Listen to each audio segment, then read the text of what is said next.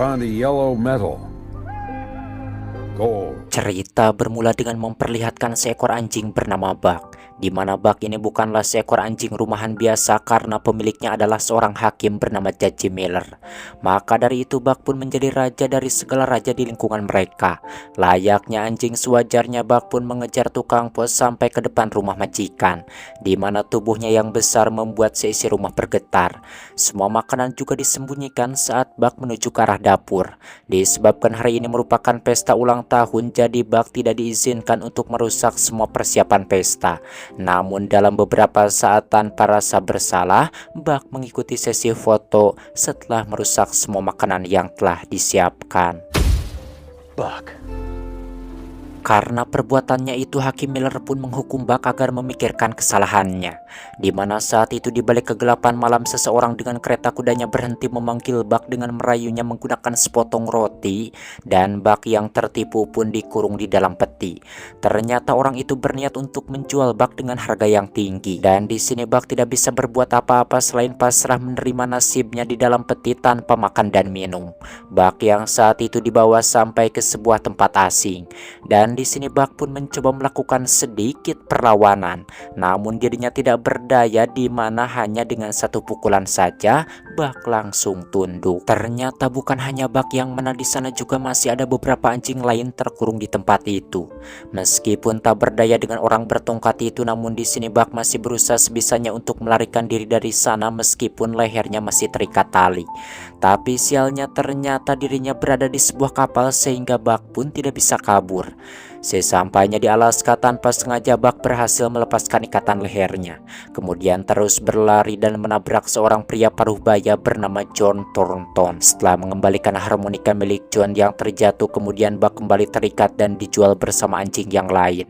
Lalu seorang pria bernama Prowl tertarik kepada Buck dan membelinya. Kemudian pun langsung mengajak Buck mendaki gunung bersama para penambang lain. Lalu pun mengenalkan Buck kepada rekannya yang bernama Francois dan juga kepada anjing lain yang akan menjadi timnya dengan dipimpin oleh anjing yang bernama Spitz. Kemudian pun memberi arahan untuk jalur yang akan mereka lalui, dan tugas mereka adalah mengirim surat sejauh 500 mil sampai ke kota Dawson.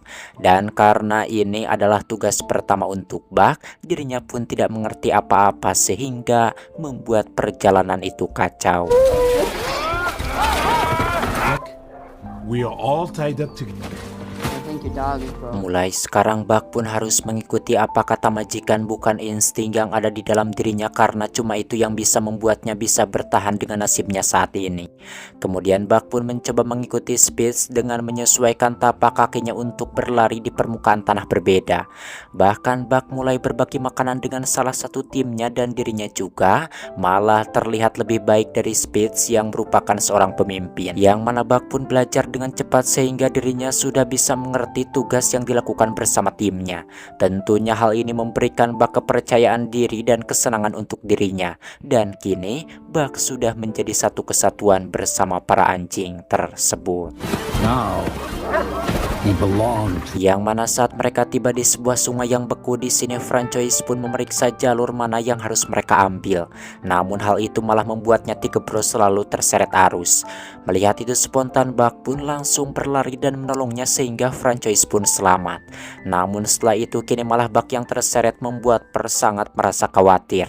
Akan tetapi beruntungnya Buck berhasil menyelamatkan dirinya sendiri, dan hal itu membuat sangat merasa senang sekaligus membuat Pierce merasa cemburu dengan apa yang dilakukan Buck. Malam harinya Francois menceritakan kisah peri yang sudah mengantarkan surat selama bertahun-tahun, dan selama itu juga tidak pernah tepat waktu sekalipun, sampai akhirnya kini mempercayai Buck sebagai anjing pengantar. Begitupun dengan Francois mempercayai Buck. Tentunya kedekatan Buck bersama majikan membuat Spitz semakin panas. Setelah itu Buck pun berlari mengejar seekor kelinci salju yang mana dari belakang timnya juga mengikuti mengikuti Buck.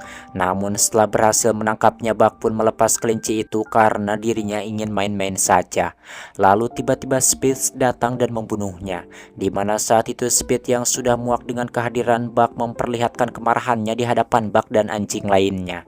Walaupun tubuhnya tidak sebanding, akan tetapi Speed tidak takut sama sekali dan langsung menyerang Buck, membuat Buck kalah telak dalam beberapa serangan. Namun hal itu tidak membuat anjing lainnya takut, di mana salah satu dari mereka kembali menyemangati Buck untuk kembali bangkit.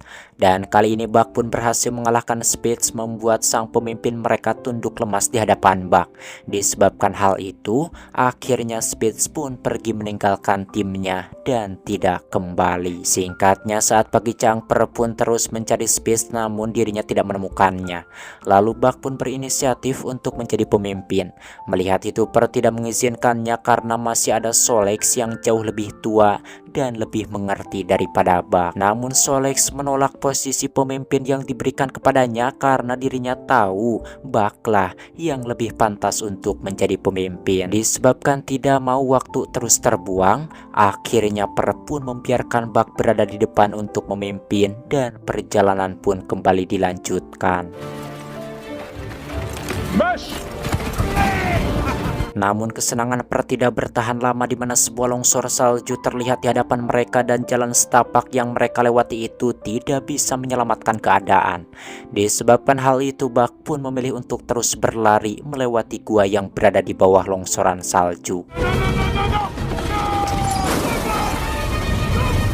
Sesampainya di tempat tujuan kedatangan pun membuat semua orang tercengang lalu membukakan jalan untuknya.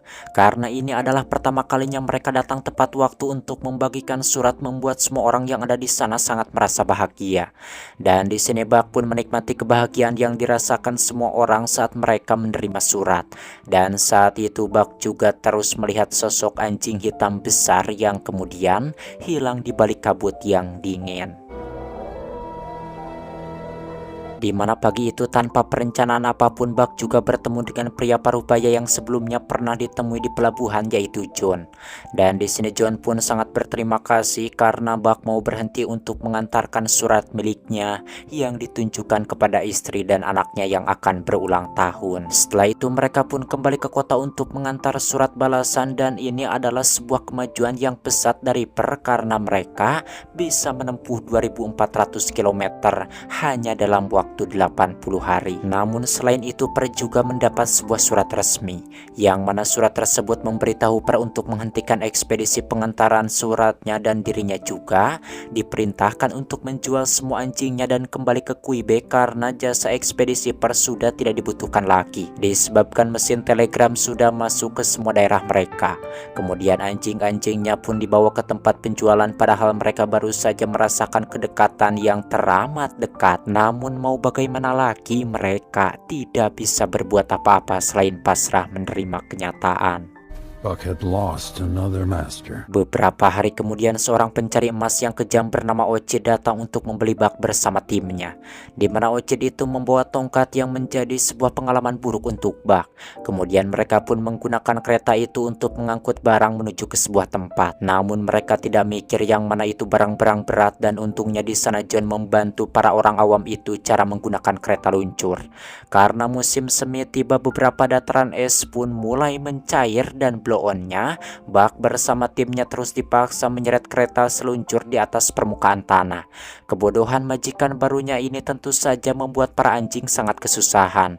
Namun cambukan yang diberikan majikan barunya itu tidak memberikan mereka pilihan. Di sisi lain John sangat khawatir dengan keadaan Buck, lalu dirinya pun memutuskan untuk menjemput mereka yang belum jauh dari pemukiman.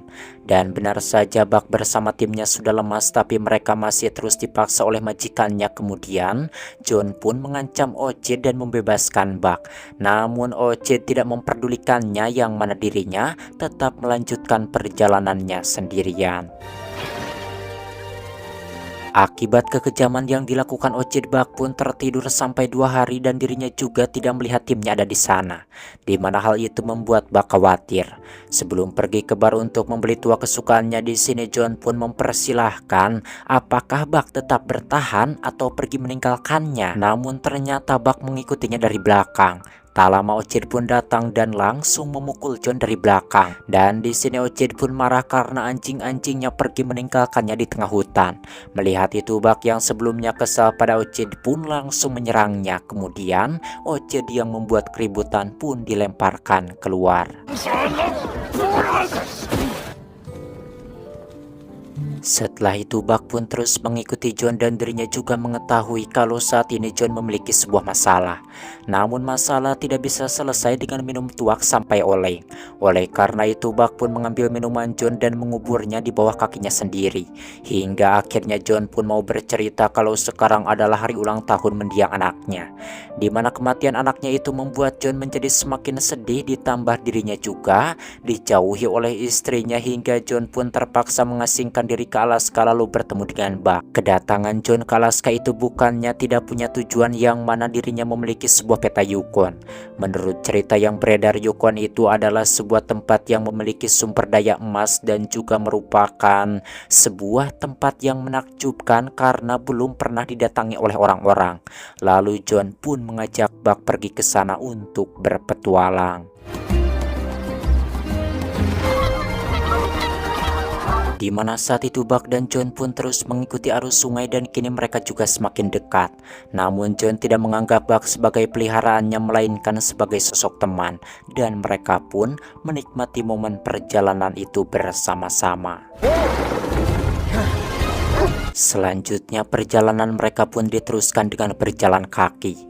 Di sisi lain Ocit yang masih dendam mendatangi rumah John dan mendapatkan sebuah peta yang tersambung dengan peta miliknya. Sedangkan John bersama Buck mereka sudah berada di wilayah tujuan. Dan sekarang Buck yang mencari jalan karena John tidak memiliki peta kelanjutannya. Setelah beberapa meter berjalan akhirnya Buck menemukan sebuah kabin tua yang sudah lama ditinggalkan oleh pemiliknya. Kemudian John pun menjadikan tempat itu sebagai peristirahatannya dengan menata dan menyingkirkan barang yang tidak terpakai.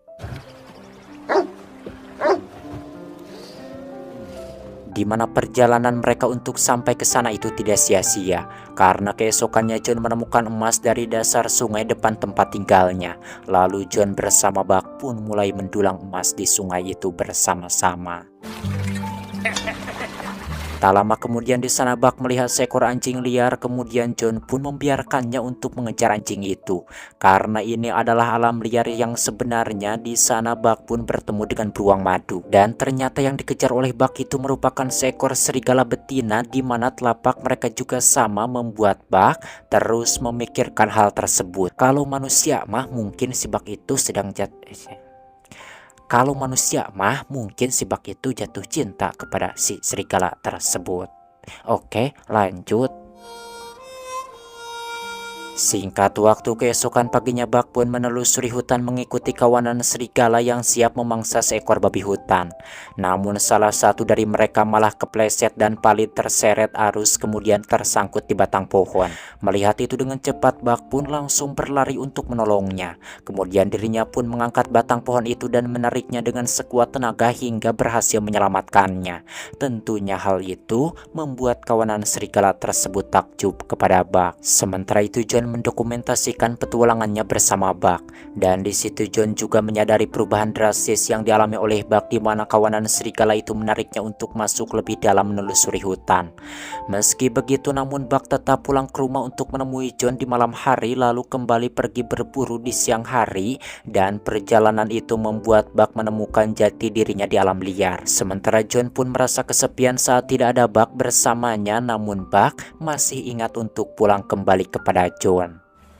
Later and later every day.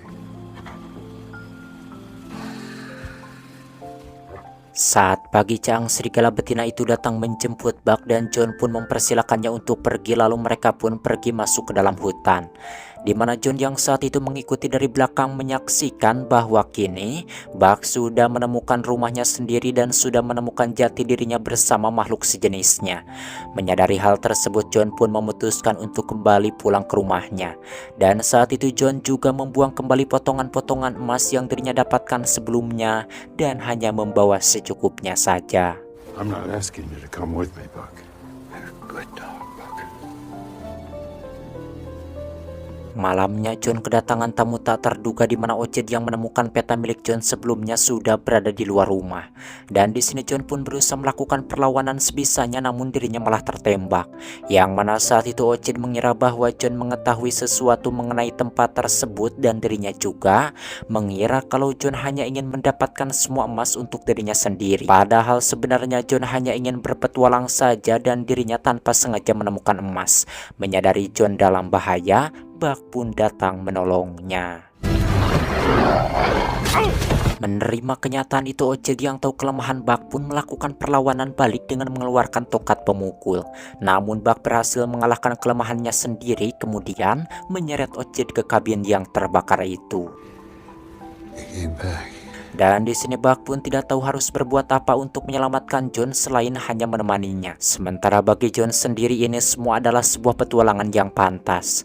Setelah melihat foto mendiang anaknya, akhirnya John pun menghembuskan nafas terakhirnya dengan tenang dan dirinya berharap bertemu dengan anaknya di alam baka, yang mana semua petualangan mereka pun terkenang di buku harian milik John.